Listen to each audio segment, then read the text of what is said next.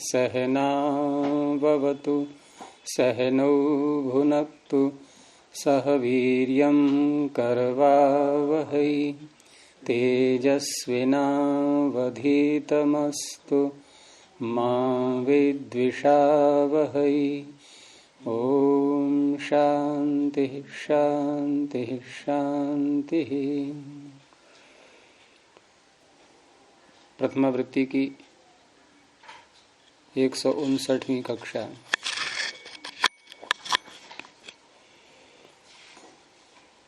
निपात संज्ञा के प्रकरण में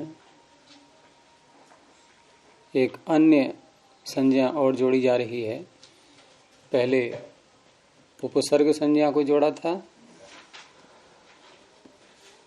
और आगे गति संज्ञा। तो सूत्र है आगे गतिश्च। गति ही प्रथमैक वचनांतम च अव्यपदम।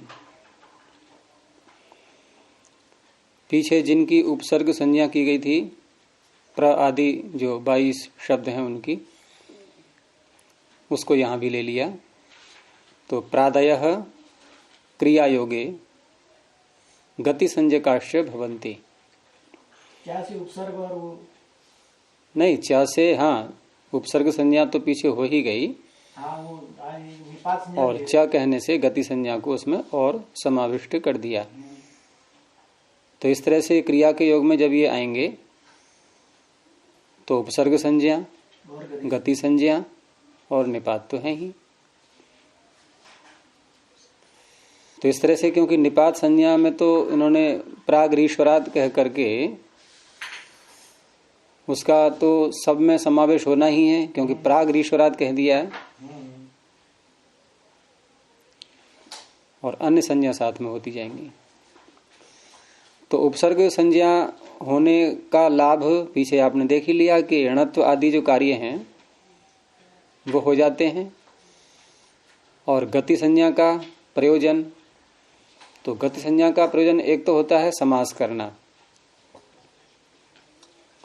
कु गति प्रादयः। तो कु गति प्रादयः ये समास करने वाला सूत्र है। और गति संज्ञा के दूसरे कार्य होते हैं स्वर संबंधी, गतिरनंतरः इत्यादि जो सूत्र हैं, तो ये स्वर संबंधी कार्य भी होते हैं गति संज्ञा होने से।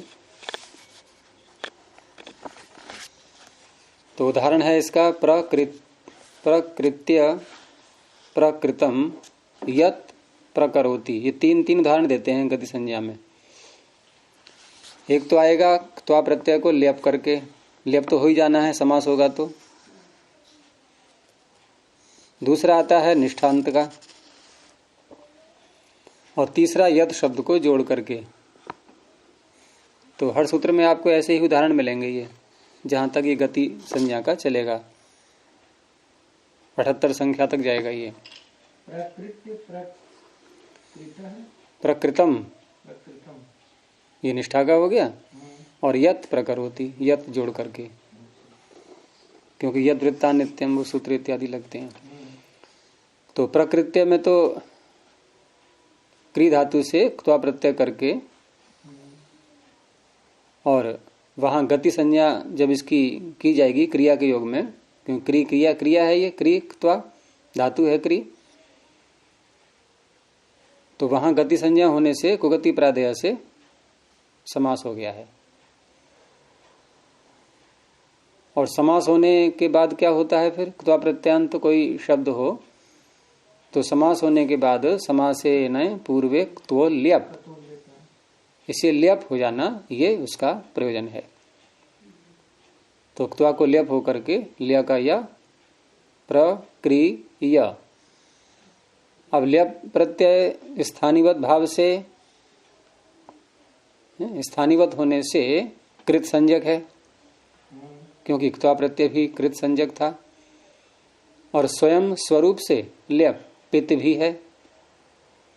तो पित और कृत दोनों गुण जब किसी प्रत्यय में आ जाएं, तो उसके पर रहते जो पूर्व ह्रस्वांत कोई शब्द है तो उसको तुक आगम हो जाता है। ह्रस्वस्य पीति कृति तुक, तो दो बातें कही हैं वहां, पिति और कृति।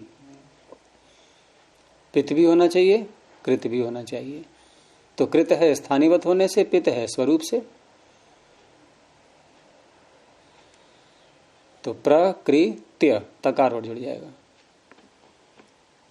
तो सर्वत्र ऐसे ही जहां भी क्त्वा को लेप होता है और अगर धातु ह्रस्वांत है तो आपको तकार अवश्य जुड़ा हुआ दिखाई देगा। जैसे हम कहें आकर, यहां आकर, तो अत्र आगत्य, क्योंकि ग में अ ह्रस्व है। ह्रस्व क्यों हो गया ये? क्योंकि गम के मकार का लोप हो चुका है कित होने से। वो कित होने से हुआ। सब कार्य के अलग अलग अधिकारी बैठे हुए हैं भाई। कित होने से मकार हटा और पित कृत होने से तो कहा गया। हर कार्य के निमित्त विद्यमान है। कृत होने से मकार हटा, कित कित कित क्त्वा प्रत्यय कित है जी। तो कित होने से मकार का लोप हो ही जाता है। अनदातोपदेश वनति तनोत्यादि नाम अनुनासिक लोपो झली ङिति। कित ङित प्रत्यय यदि आगे हो तो मकार का या नकार का या अनुनासिक का लोप हो जाता है। तो आगत्य ऐसे बोलेंगे। आगत्य भी इसका उदाहरण बन सकता है, क्योंकि यहां आंग उपसर्ग का गति संज्ञा होने से कुगति प्रादेय से समास हुआ है। क्योंकि बिना समास किए क्त्वा को लेप नहीं कर सकते, वहां समास होना आवश्यक है।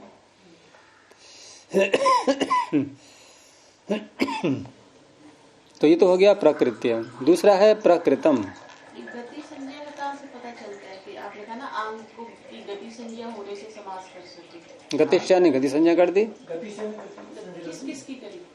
आंग की, प्रादियों की। गतिष्ठ का अर्थ क्या किया था मैंने अभी? प्रादियों की क्रिया के योग में गति संज्ञा होती है। धातु है ये। उपसर्ग संज्ञा आप करते रहो, उसका कोई यहाँ लाभ नहीं है। अभी प्रकृत्य में उपसर्ग संज्ञा का कोई परिणाम नहीं है, उसको नहीं बोलेंगे। है उपसर्ग वो, हाँ जी। लेकिन उसका लाभ तो नहीं है अभी कोई। उपसर्ग संज्ञा बोल करके हमें कुछ कार्य तो नहीं करना है। जिस संज्ञा को बोल करके कुछ सूत्र कोई कार्य करता है उसी संज्ञा को दिखाते हैं। अन्य संज्ञा ठीक है तो है, उसका काम तो कुछ नहीं है अभी। तो जितने निपात हैं उतने ही उपसर्ग है और उतने ही गति है। नहीं, गति और भी आएंगी आगे। अच्छा। उपसर्ग मत बोलो। उपसर्ग आप प्रादि बोलो सीधे। उपसर्ग तो एक नाम है। अच्छा। ये नहीं कहना है कि जितने उपसर्ग हैं उतने गति हैं। हाँ। यूं तो कह सकते हो कि प्रादियों की उपसर्ग संज्ञा भी है, गति संज्ञा भी है। हाँ। और गति संज्ञा औरों की भी आएगी, निपात संज्ञा औरों की भी आएगी। लेकिन प्रादि उपसर्ग भी हैं, गति भी हैं, निपात भी हैं। ये तीन नाम इन्हीं को मिले हैं। औरों को तीन नाम नहीं मिलेंगे, दो मिलेंगे, निपात और गति। और कुछ केवल निपात, जैसे चादिव सत्व। अब चादी क्या उपसर्ग हैं? चादी क्या गति हैं? केवल निपात हैं। तो केवल निपात, गति और निपात, और गति उपसर्ग और निपात, तीन तरह के शब्द हो गए। तो गति उपसर्ग और निपात यही हैं प्रादि 22। लेकिन कब? क्रिया के योग में, ये ध्यान रखना है। और चादी जो है उनका क्रिया से कोई संबंध नहीं है, क्योंकि अन्य जो आगे गति संज्ञाएं आ रही हैं और शब्द भी आगे आएंगे तो वहां क्रिया योग साथ में चलता जाएगा। यानी गति संज्ञा हो या उपसर्ग संज्ञा हो, ये क्रिया के योग में ही होती हैं। क्रिया का योग नहीं होगा तो नहीं होगी। तो उपसर्ग संज्ञा होने से णत्व आदि कर लेते हैं, और गति संज्ञा होने से समास और स्वर संबंधी कार्य।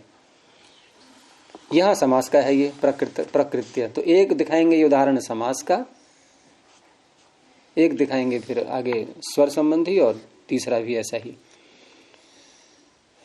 तो प्रकृत्य हो गया। आगे है प्रकृतम। अच्छी प्रकार से जिसको कर लिया गया है प्रकृष रूप से। तो यहां भी क्री धातु से निष्ठा प्रत्यय ला करके क्रिया का योग है ये, तो प्र साथ में जोड़ा गया इसके। अब प्र का नाम उपसर्ग हो गया है लेकिन उसका भी कोई कार्य नहीं है, तो इस सूत्र ने गति संज्ञा कर दी। तो गति संज्ञा होने से अब समास हो जाएगा। तो समास से पहले स्थिति क्या है? प्र सु तो आना ही है, और क्री निष्ठा निकत, प्र सु क्री त। अब समास को गति प्रादेय से हो गया। समास नहीं करेंगे तो सु का लोप नहीं होगा, ठीक है। तो समास भी आवश्यक है, और समास आवश्यक है तो गति संज्ञा भी आवश्यक है। तो प्राकी से ये सु उत्पन्न हुआ क्यों गुरु जी? ये जो है अर्थवत है, अर्थवत है। प्रातिपदिक है ये, प्रातिपदिक होते ही सु आएगा। तो रह गया प्र और कृत, अम ला करके अतो अम लगा के प्रकृतम, ये इतना तो बन गया। अब यहाँ जो प्र की गति संज्ञा है तो एक लाभ तो समास का दिखाई दिया, दूसरा कार्य गति संज्ञा का है गतिरनंतरः। ये बहुत प्रसिद्ध सूत्र है ये समास के प्रकरण में, छठे अध्याय के दूसरे पाद में आता है ये। समास के स्वर के प्रकरण में ये प्रसिद्ध सूत्र है गतिरनंतरः। क्यों? क्यों गति बहुत है, ये सारे उपसर्ग गति ही कहलाते हैं, प्रादि सब क्रिया के योग में। तो ये क्या कहता है? गतिरनंतरः 6249 अनंतरः गति ही। यहाँ प्रकरण चल क्या रहा है? प्रथम सूत्र क्या है पाद का? बहुव्रीहो प्रकृत्या पूर्व पदम। हाँ, पूर्व पद, पूर्व पदम, पूर्व पद में कार्य होता है। और क्या होता है पूर्व पद में कार्य? प्रकृत्या, यानी पूर्व पद जिस स्वर को लेकर के है पहले से वही रहेगा, इसे कहते हैं प्रकृति भाव, प्रकृति स्वर। पूर्व पद का प्रकृति स्वर। तो ये कहता है गति ही अनंतरः। गति यदि है कोई और पूर्व पद में आ रहा है वो, जैसे प्र यहां पर गति है, दो शब्द हैं प्र और कृत, दो पद हैं प्र और कृत। पूर्व पद कौन सा है? प्र, और पूर्व पद हो गया, ठीक है। और गति भी है, ये गति नाम रख दिया गया। तो ऐसा पूर्व पद जो गति नाम जिसका हो चुका है, और अनंतरः अनंतर होना चाहिए, बीच में व्यवधान न हो कोई। उत्तर पद पूर्व पद के बीच में अन्य कोई व्यवधान न हो। क्योंकि गति मान लो हम कभी कभी दो दो प्रादियों में से ले लेते हैं, तीन तीन ले लेते हैं।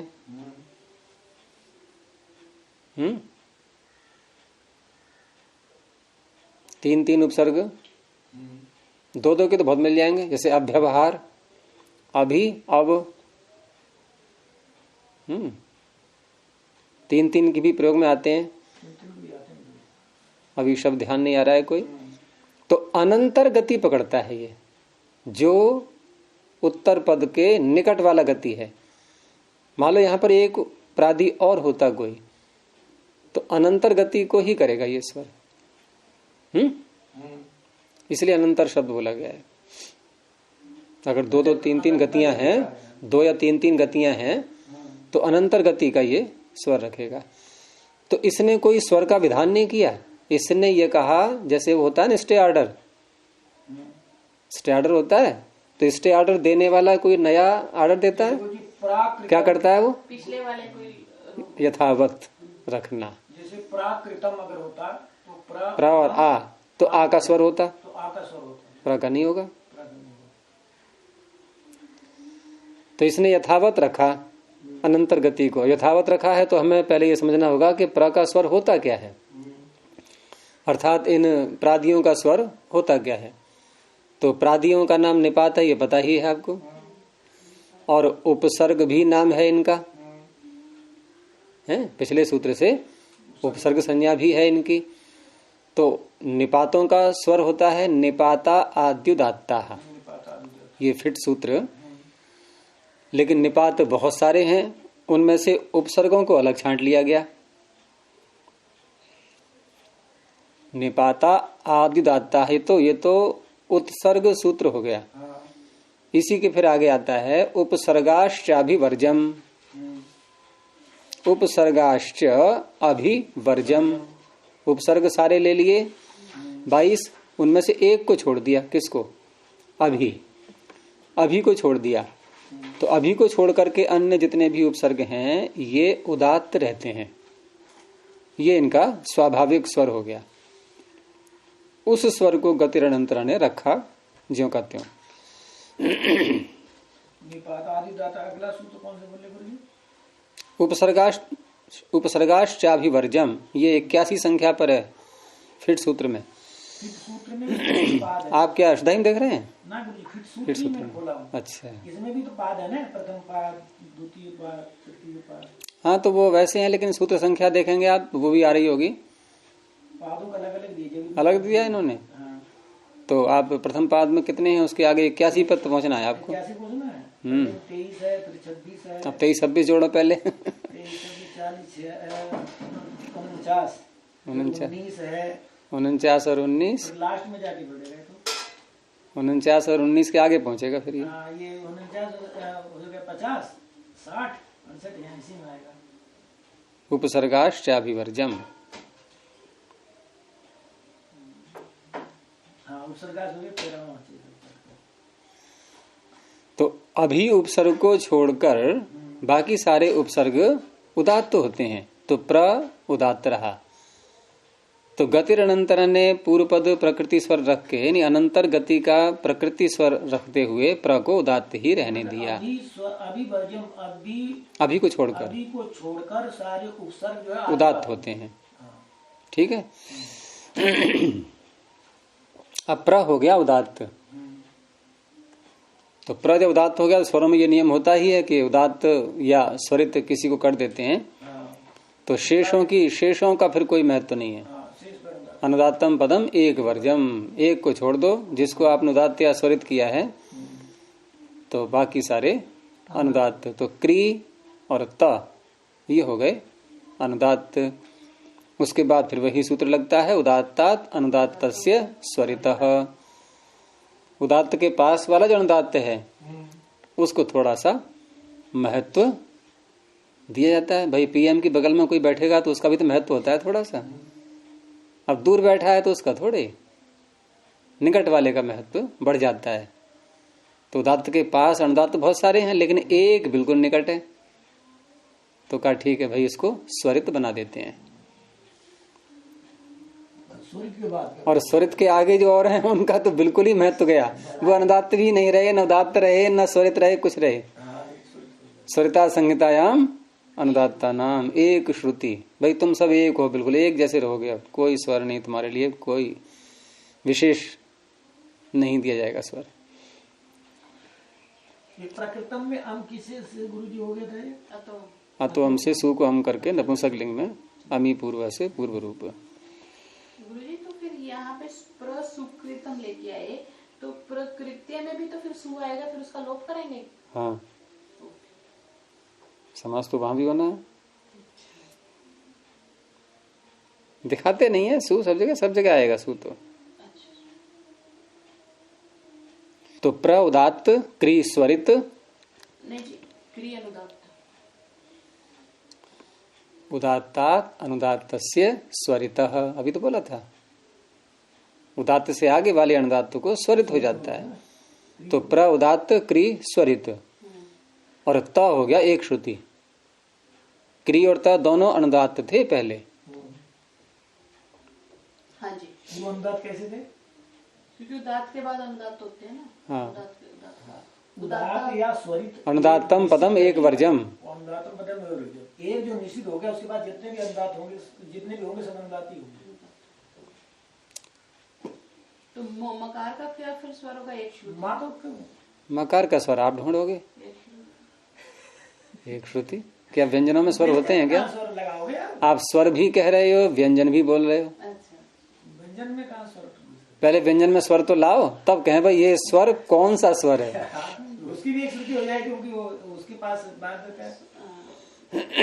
लेकिन है भी तो नहीं ना वो, उसमें है ही नहीं कुछ भी, वो तो बेजान है बेचारा। ये बस हमने सेट कर दिया उदात के बाद वाला अनुदात, फिर उसको स्वरित कर दिया, है ना, इसका ये हो गया। हाँ, उदात के अगर स्वरित भी होता तो भी हो जाता, उदात स्वरित के बाद अनुदात हो जाते हैं, उदात के बाद। तो यही शैली आगे चलती जाएगी। आगे मैं सिद्धियां सारी नहीं बताऊंगा, एक मैं बता रहा हूँ इसी में गतिष्ठा में। तो एक तो हम निष्ठांत लाएंगे जिसको लेप कर देंगे बाद में, ये सब जगह ऐसी आएगा आगे। और दूसरा फिर निष्ठांत, मतलब त्वा को लेप करके वो बन गया, दूसरा निष्ठांत आएगा ये। और अब तीसरा उदाहरण, यत प्रकरोति।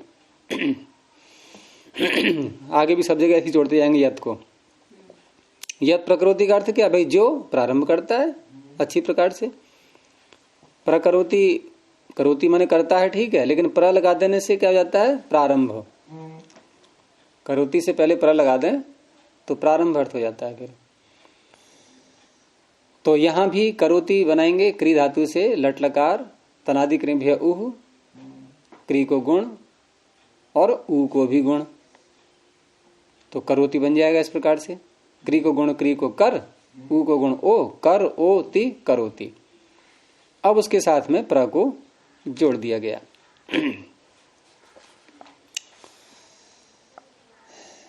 तो प्र को जोड़ करके बन गया प्रकरोति।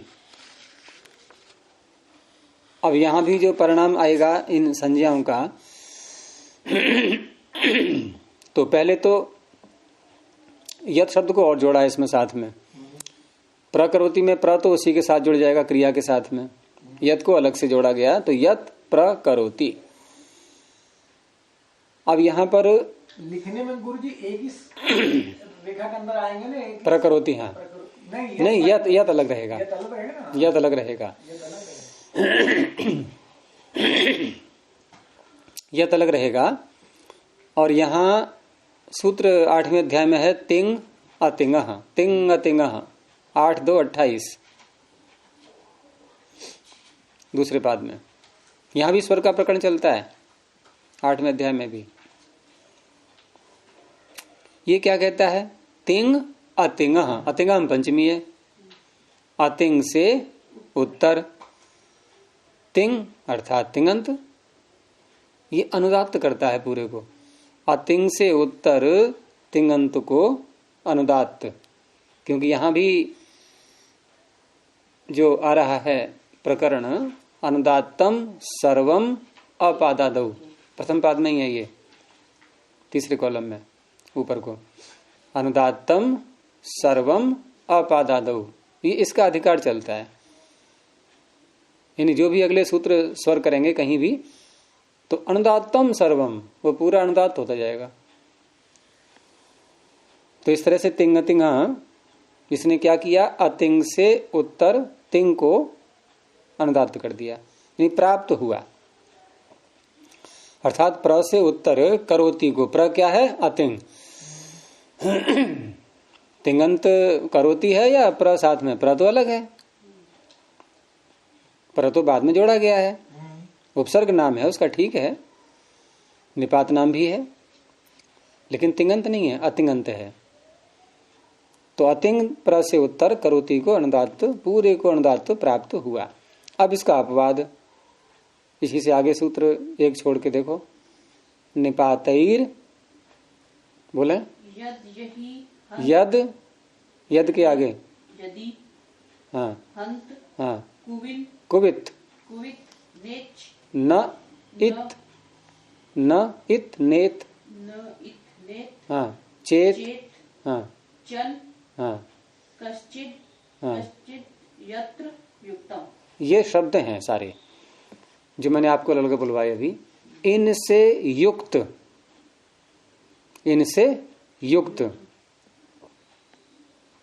क्या होता है, इनसे युक्त, देखो इसमें यत आ गया पहले ही जी, निपातैर यद यति हंत इत्यादि में पहला शब्द क्या है, यत, अर्थात यत से युक्त, यत से युक्त। तो क्या अर्थ हुआ इसका, यत है पास में जिसके, जी। तिंग तिंगा का क्या है सूत्र? न लुटा न लुट न लुटा न लुट। तो लुटा क्यों का? तो यहां से न की निवृत्ति ले लो, इसलिए बुलवाया मैंने आपको, क्या है सूत्र पता लगे। तो इसका स्पष्ट है कि तिंग तिंगा का ये निषेध ही तो कर रहा है। अब ये क्या रहा है? ये कह रहा है कि निपातई ही, ये तृतीया का बहुवचन है, अर्थात इनके साथ जो भी तिंगंत है आगे वो न नहीं होता। क्या नहीं होता?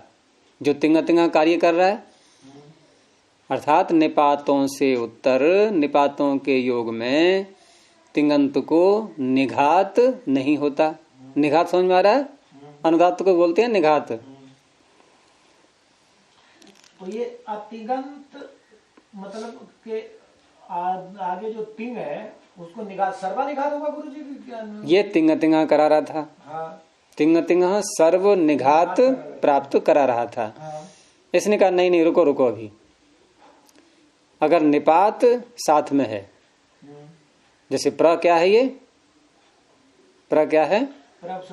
निपात। हाँ। तो निपात के योग में तिंगंत को निघात नहीं होता, पहली बात। लेकिन निपात वो कैसा हो? तो कहा इन इन से युक्त हो, यत आदि जो शब्द हैं। तो देखो यत पास में आ गया। अब यत के पास में जो प्रा है निपात, उससे उत्तर करोति को, तिंगंत को निघात का इसने निषेध कर दिया। तो इस तरह से अब स्थिति वही है जो पहले थी, यानी कि तिंगा तिंगा लगने से पहले जो स्थिति थी। तो पहले स्थिति क्या, अभी कोई स्वर हमने किया ही नहीं है, ये करने आया था तिंगा तिंगा, लेकिन निपातेर यदि यदि हंत सूत्र ने इसको रोक दिया। ठीक है। अब यहां हम करोति में जो एक नियम के अनुसार है, सिस्टम के अनुसार, आजकल सिस्टम बहुत चलता है ना शब्द, कि सिस्टम से कार्य करना है, तो सिस्टम के अनुसार करोति का क्या स्वर होना चाहिए वो देख लें आप। भाई क्री धातु है तो धातु स्वर आया, फिर लट के स्थान पर तिप आया तो पित है, तिप क्या है? पित है, तो पित होने से अनुदात्तु सुपितौ है, वो तो अनुदात्त ही रहेगा। यानी आद्युदात्तष्ट का अनुदात्तु सुपितौ अपवाद है। ठीक है, तो अनुदात्त रहा वो। और जब फिर आया उ, तनादिक्रम है उ, ये होता है सिस्टम, किस क्रम से हम चल रहे हैं। तो देखो अभी तक धातु स्वर उदात्त है, धातु से धातु स्वर उदात्त होता है, धातु सूत्र है ना छठे अध्याय में। तो प्रत्यय स्वर आया, लेकिन प्रत्यय स्वर में वो पित होने से बात बनी नहीं, वो अनुदात्त ही रहा, धातु स्वर ज्यों का त्यों है। क्योंकि जब तक दूसरा उदात्त नहीं आएगा तब तक अनुदात्तम पद में एक वर्ष में आप नहीं लगा सकते। अब आया उ आया तो उ तो पित नहीं है, तो वो उदात्त हो गया, आद्युदात्तश्च। जब ये उदात्त हो गया, अब प्र की शामत आ गई, वो करोति क्री धातु की, धातु जो उदात्त थी अब क्या रहेगी? वो दूसरे उदात्त के आते ही है? अब तो चुनाव हो गया ना, अब अखिलेश थोड़ी रहेगा जो है सीएम, अब दूसरा कोई बनेगा। तो इस तरह से जब उ उदात्त हुआ तो धातु का उदात्त हट गया, हट गया तो क्या होगा फिर? अनुदात्तम पदम एक वर्जम, बाकी अनुदात्त हो गया। किसको किसको? किया था, तिप ही तो है पित, अनुदात्त सुपित।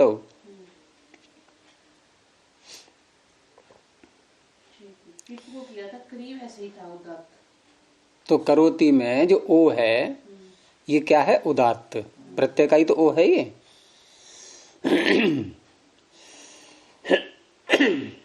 और प्रत्यय आदुदात होता है तो उसका क्या सूत्र? धातु का तो धातु से है, आद्युदात्तश्च बहुत प्रमुख सूत्र है, प्रत्यय परश्च आद्युदात्तश्च, ये तीनों का कॉम्बिनेशन चलता है। ये चलते रहते हैं पूरे तीसरे चौथे पांचवें अध्याय तक जाते हैं ये तीनों अधिकार सूत्र हैं। लेकिन दो ही याद रखते हैं लोग, प्रत्यय परश्च, इसको भूल जाते हैं साथी को अपने, क्योंकि स्वरों का ज्यादा प्रचलन रहा नहीं। स्वरों का प्रचलन रहा नहीं। जबकि ये तीनों सूत्रों का समान महत्व है, तीनों का अधिकार 5वें अध्याय के अंत तक है। प्रत्यय परस्य और आदिदातश्च, आदिदात होता जाएगा। और संग संग ये लगता जाता है अणुदातो सुपितो। ये कहता है जहां जहां सुप और पित आएंगे वहां अणुदात करता जाऊंगा मैं। हाँ, वहाँ उनको अनुदात करता जाएगा। सुप पित।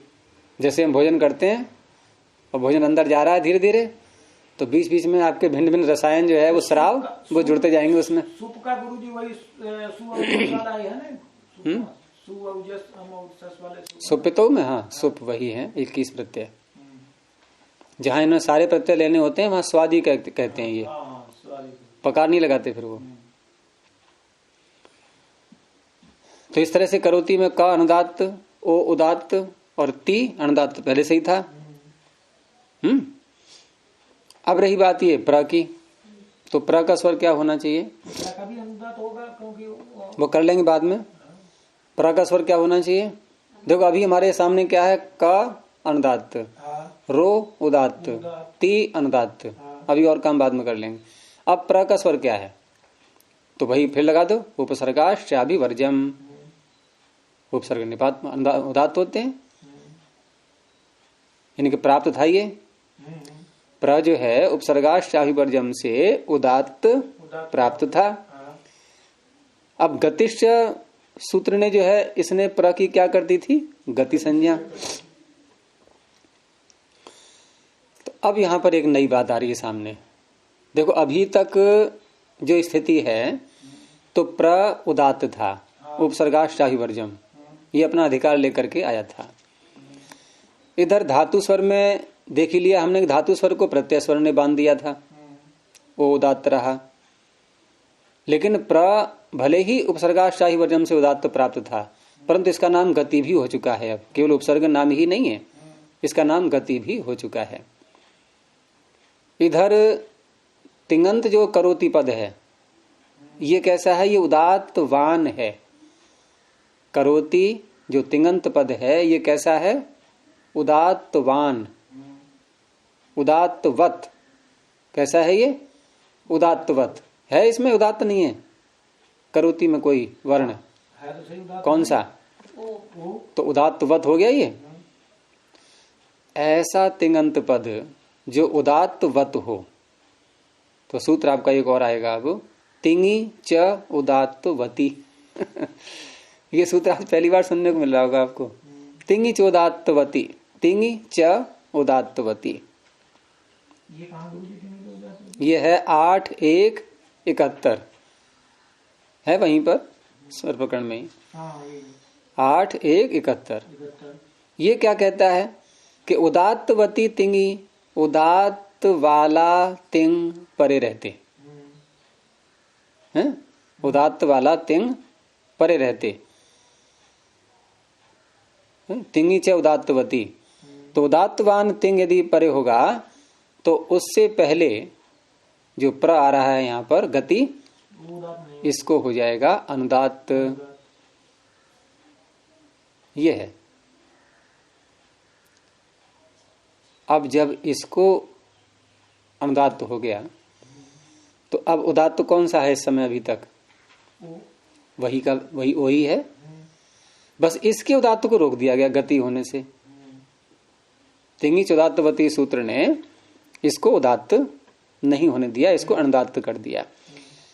अब अनुदात्तम पदम एक वर्जम, अब इसको लगाएंगे तो इससे बाकी सारे अनुदात्त, जैसे का अनुदात्त हो ही गया, ती अनुदात्त पहले से ही था, प्र को इसने कर दिया, तो अनुदात्तम पदम एक वर्जम वास्तव में किसको कर रहा है, मुख्य रूप से तो का को ही कर रहा है, क्योंकि का स्वर तो छीन लिया था उसने, ओ ने।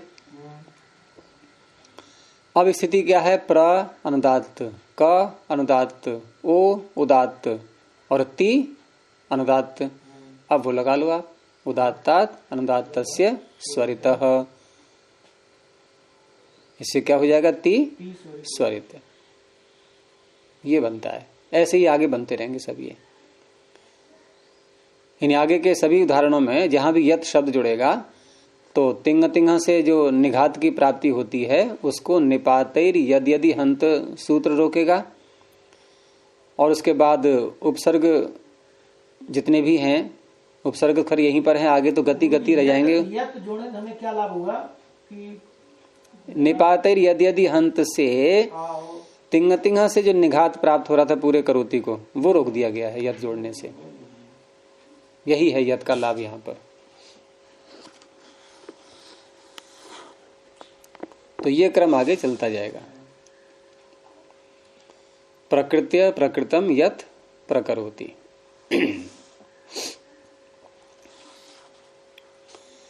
अगला देखिए सूत्र, ऊर्यादि च्वीडाचश्च। अब यहां किसकी अनुवृत्ति आएगी सूत्र में? अब गति की अनुवृत्ति चलेगी आगे, क्योंकि गति नहीं लाना होता पहले। और ये 78 संख्या तक गति चलती रहेगी, गति की गति होती रहेगी। ऊर्यादि च्वीडाच प्रथमा बहुवचनांतम च अव्यपदम। ऊरी आदिर्येषाम ते ऊर्यादयः। ऊर्यादयश्च च्विश्च डाच च इति ऊर्यादि च्वीडाचः। तो बहुव्रीहि करने के बाद द्वंद्व समास। ऊरी आदि, ये गण है ऊरी आदि।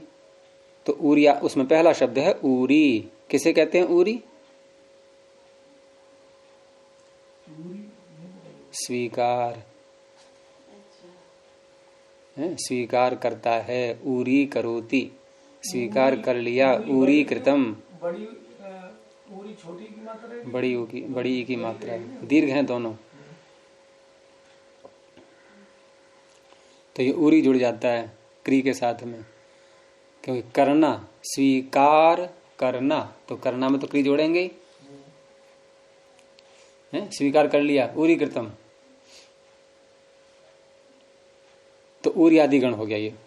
तो ऊर्यादयः शब्दा च्वी प्रत्यांतः डाजंताश्च क्रिया योगे गति संज्ञका निपात संज्ञकाश्च भवन्ति। ऊर्यादि अलग शब्द हैं, च्वी और डाच ये दोनों प्रत्यय के नाम हैं। और प्रत्यय जहां आता है वहां तदंत विधि का हम प्रयोग करते हैं। तो च्वी का अर्थ हो गया च्वी प्रत्यांत शब्द, डाच का अर्थ हो गया डाच प्रत्यांत शब्द।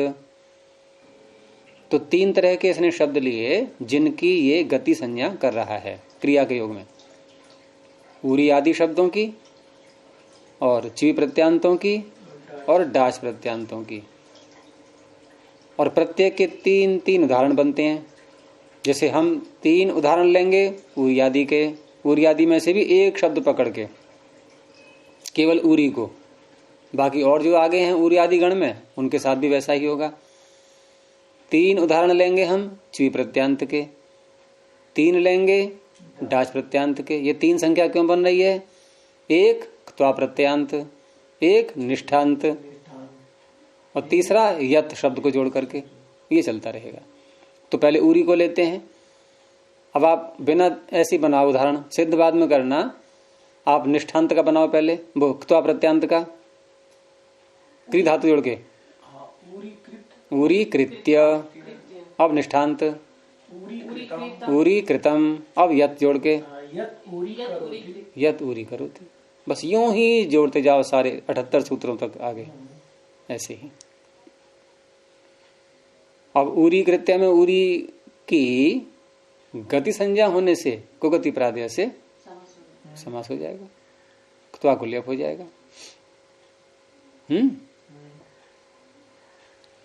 स्वर उसका कौन सा रहेगा? ऊरी कृत्य में जैसे प्रकृत्य में हमने जो स्वर रखा था, तो ऊरी कृत्य में कौन सा रहेगा? हाँ, धातु का रहेगा, क्योंकि त्वा को जो लेप हुआ है वो तो पित्त है, अणधातु सुपित।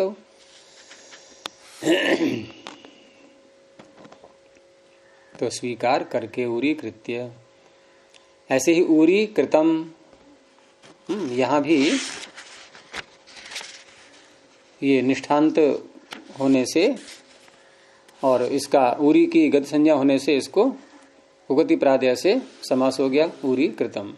स्वीकार कर लिया, निस्वीकार किया हुआ कोई विषय। और यद ऊरी करोति, तो यहां भी ऐसे ही स्वर लगाएंगे, इसमें तो कोई अंतर ज्यादा नहीं पड़ेगा। अब इसमें जो च्वी प्रत्यांत शब्द हैं इन पर थोड़ा विचार करना है।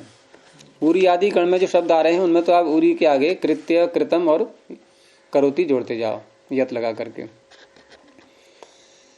लेकिन जो च्वी प्रत्यांत शब्द होते हैं उनका एक विशेष अर्थ होता है, क्योंकि च्वी प्रत्यय जिस अर्थ में होता है पहले उसको समझना है। च्वी प्रत्यय को माना गया है अभूत तद्भाव अर्थ में, जो जैसा नहीं था वैसा होना, इसे कहते हैं अभूत तद्भाव। जैसे कोई वस्त्र है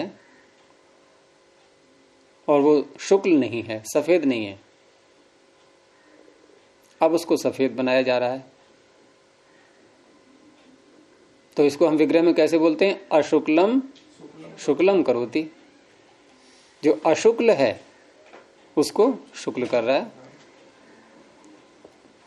तो ऐसे अर्थ जब बोले जाते हैं वहां च्वी प्रत्यय आया करता है। अब क्योंकि पहला उदाहरण बनेगा हमारा तो प्रत्यांत का, तो कैसे विग्रह करेंगे? करना जरा विग्रह। जैसे मैंने बोला था अभी अशुक्लम शुक्लम करोति, लेकिन ये तो लट लकार का बनेगा, फिर हमें क्त्वा प्रत्यांत का कैसे बोलना है?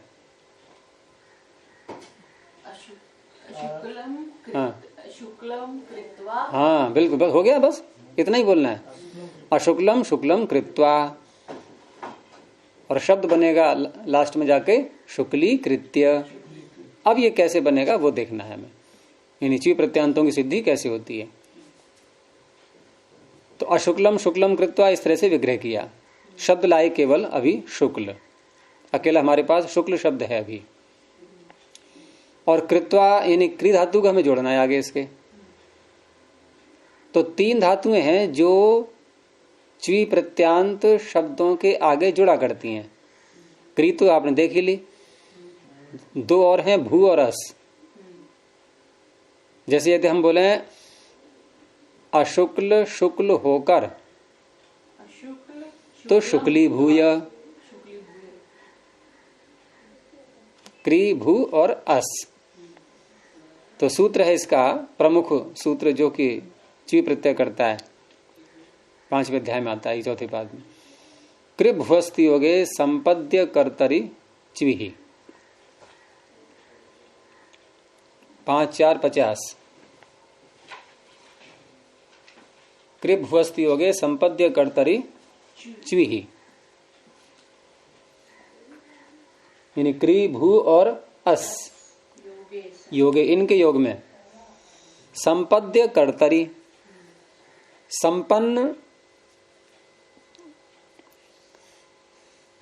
करने का कर्ता कोई होना चाहिए उसमें, उसका उस कार्य को करना, उसी को महाभाष्यकार ने फिर अभूत तद्भाव अर्थ में लिया है कि संपन्न तो किया है लेकिन जो जैसा नहीं है वैसा संपन्न किया। तो इस अर्थ में च्वी प्रत्यय हो जाता है। और च्वी प्रत्यय ऐसा है जो आता तो है लेकिन कुछ नहीं बचता। जैसे क्विप और क्वीन वगैरह होते हैं ना, क्योंकि च्वी में चकार चुटू ले गया, ई ले गया उपदेश जनना से केत, और अकेला वकार बचता है तो वेरे प्रत्यय से उसको भी उड़ा देता है, रहेगा कुछ भी नहीं। लेकिन ये च्वी प्रत्यय बहुत कुछ करवा जाता है। तो च्वी आ गया शुक्ल च्वी, यही सूत्र से कृ भुवस्ति हो गए संपद्य कर्तरी च्वी। तो शुक्ल च्वी और क्री के योग में ले आए हम। अब च्वी का पूरे का लोप हो गया, रह गया शुक्ल और क्री, धातु क्री है आगे। अब क्योंकि शुक्ल शब्द च्वी प्रत्यांत है, तो च्वी प्रत्यांत कोई शब्द हो और साथ में वो अकारांत भी हो, यानी आकार हो उसमें, तो उसको दीर्घ ईकार हो जाता है। सूत्र इसका छोटा सा है 7वें अध्याय के 4थे पाद में, अस्य च्वौ, 7 4 32। अस्य च्यौ, देखो ऊपर क्या है, इसके ई आ रहा है, कहीं से नहीं आ रहा है। 7 4 32 में अस्य ई आ रहा है ना, ई घ्राद मोहो। तो ई घ्राद मुंह से ई की अनुवृत्ति आ रही है। अर्थ हो गया अस्य, अकारस्य ई कारादेशो भवति च्यौ परतः, च्वी प्रत्यय परे रहते। तो ये अकारांत अंग को, अंग है ये, अकारांत अंग को ईकार आदेश कर देता है। इसने शुक्ली बना दिया, शुक्ल का बना दिया शुक्ली।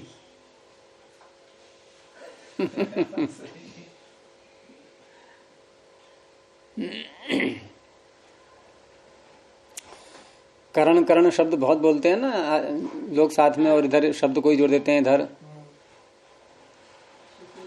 तो वहां भी ऐसे ही ये दीर्घ ईकार करता जाएगा जो भी अकारांत शब्द हैं। शुद्धिकरण, हाँ, और कहीं कहीं ह्रस्वीकारांत भी होते हैं। शुद्धि में ह्रस्वी आई थी, हैं? शुद्धिकरण। हाँ, तो अकारांत को ईकार करेगा ये। तो शुक्ली शब्द तो अलग बन गया ये। अब आगे क्री धातु क्योंकि जोड़नी पड़ेगी हमें, क्योंकि क्री के योग में ही क्री भुवस्ती योगे च्वी लाया था, वो तो शर्त थी उसकी कि आप क्री भूवस में से एक का जरूर प्रयोग करना है, तभी च्वी प्रत्यय दूंगा, नहीं तो नहीं दूंगा मैं। तो क्री को हम कैसे हटा सकते हैं? तो शुक्ली क्री। अब क्री का रूप आप चाहें जैसे चलाइए, लेकिन शुक्ली साथ में जुड़ा रहेगा। क्यों जुड़ा रहेगा? च्वी के कारण। पहली बात तो यह है कि ये जो चल रहे हैं आपके उपसर्ग नाम हो, गति नाम हो, निपात तो खैर है ही सारे, लेकिन निपात से कोई तात्पर्य नहीं है। तो एक अंत में सूत्र आएगा ते प्राक धातु हो। ते माने वे, गति और उपसर्ग, ये धातु से पहले आते हैं। तो क्री के योग में सूत्र ने तो कहा था क्री के योग में च्वी प्रत्यय होता है, तो क्री के योग में अगर हम इधर को रखें क्री के आगे तभी तो योग है, लेकिन नहीं, ते प्राक धातु, प्रयोग पूर्व में ही करना है। तो शुक्ल पूर्व में ही प्रयोग करेंगे हम शुक्ली को, और क्री के योग में ही च्वी प्रत्यय आया है तो क्री साथ में बोलना ही है। और दूसरा फिर ये गति है, तो गति होने से कुगति प्रादेय से, लेकिन समास तो खैर यहाँ तिंगंत पद है ये, लेकिन हाँ जब कृत्य बनाएंगे हम तो समास भी साथ में जाएगा। तो रेखा भी इनकी एक ही होती है, समास होने से एक ही पद तो बन जाता है पूरा, कृत अध्यय समासाश्य पूरा एक बन जाता है प्रातिपदिक। फिर तो शुक्ली क्री, अब इसके आगे निष्ठा प्रत्यय लाएंगे और निष्ठा प्रत्यय लाके समास करके त्वा को ल्यप हो जाएगा, तो कागम हो जाएगा। जैसे प्रकृत्य बनाया था ऐसे ही शुक्ली कृत्य। अर्थ क्या हो गया? जो सफेद नहीं है उसको सफेद करके, बस इतना अर्थ हुआ इसका। शुक्ली कृत्य, शुक्ली कृतम, और यत शुक्ली करोति। शुक्ली करोति में भी रेखा एक रहेगी, क्योंकि योग दिखाना है, उसका साथ में जोड़ना है, वही सही रहता है। इस तरह से ये बनते जाएंगे। ये हो गया च्वी प्रत्यांत का।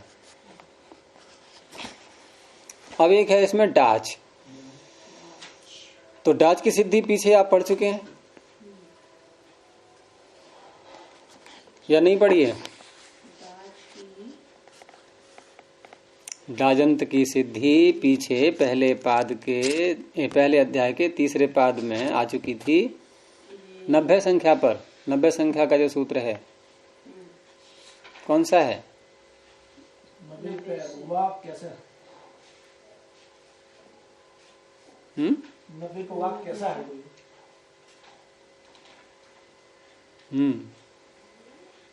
उसके ऊपर 1 3 90 1 3 90 पे है। तो वहां आया था पटपटा कृत्य, ध्यान होगा वो क्या नाम, पटपटायते।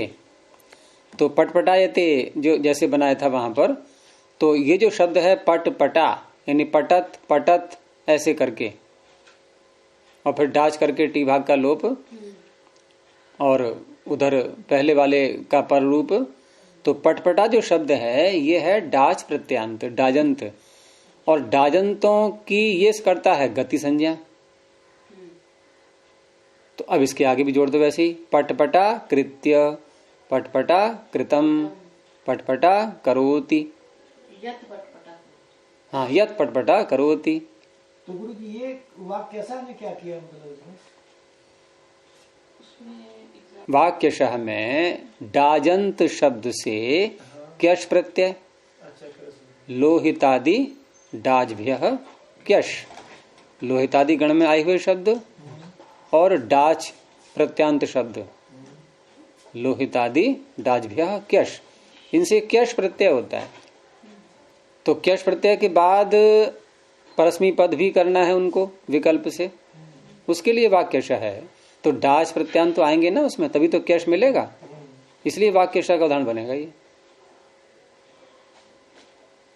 वाक्यशः क्यश प्रत्यांतों को लेता है, और क्यश प्रत्यय करने वाला सूत्र है लोहितादि डाजभ्यः क्यश, वहां डाच पड़ा हुआ है। तो डाजंतों से क्यश करेंगे आप, तो कैसे, कौन से सूत्र का उदाहरण बनेगा, इसी का बनेगा वाक्यशः का,